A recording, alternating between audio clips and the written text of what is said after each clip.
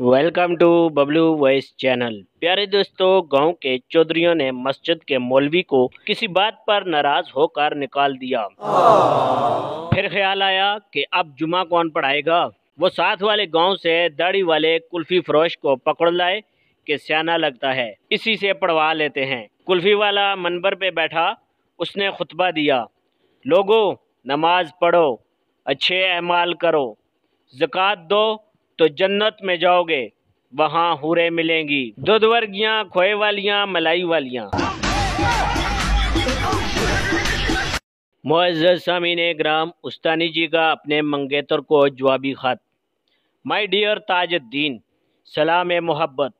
तुम्हारा इमला की गलतियों से भरपूर मरासला मिला, जिसे तुम बदकिस्मती से मोहब्बतनामा कहते हो, कोई मुसर्रत नहीं हुई। ये ख़त भी तुम्हारा पिछले खतूत की तरह बेतरतीब और बेढंगा था। अगर खुद से ही नहीं लिख सकते तो किसी से लिखवा लिया करो। ख़त से आधी मुलाकात होती है और तुमसे ये आधी मुलाकात भी इस कदर दर्दनाक होती है कि बस। और हाँ, ये जो तुमने मेरी शान में कसीदा लिखा है, ये दरअसल कसीदा नहीं बल्कि एक फिल्मी गाना है। और तुम्हारे शायद इल्म में नहीं कि फिल्म में ये गाना हीरो अपनी माँ के लिए गाता है। और सुनो, पान कम खाया करो। हाथ में जगह जगह पान के धब्बे साफ नजर आते हैं। अगर पान नहीं छोड़ सकते तो कम अज कम खत लिखते वक्त तो हाथ धो के बैठा करो। और ये जो तुमने मुलाकात की ख्वाहिश का इजहार इंतहाई अहमकाना अंदाज में किया है, यूं लगता है कि जैसे कोई यतीम बच्चा अपनी जालिम सौतेली माँ से टॉफ़ी की फरमाइश कर रहा हो, इस यकीन के साथ कि वो उसे नहीं देगी।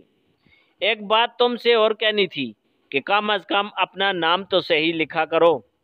ये ताजो क्या होता है? ऐसा लगता है कि जैसे किसी कसाई या दूध वाले का नाम हो। मुखफ़िफ लिखना ही है तो सिर्फ ताज लिख दो। आइंदा खत एहतियात से लिखना, उसमें कोई गलती नहीं होनी चाहिए। आखिर में तुमने जो शेर लिखा है वो तो अब रक्शे वालों ने लिखना भी छोड़ दिया है। ओ माय गॉड, मुझे डर है कि तुमसे इश्क का ये सिलसिला मेरी उर्दू खराब न कर दे। बस यही कहना था, फ़कत तुम्हारी बानो।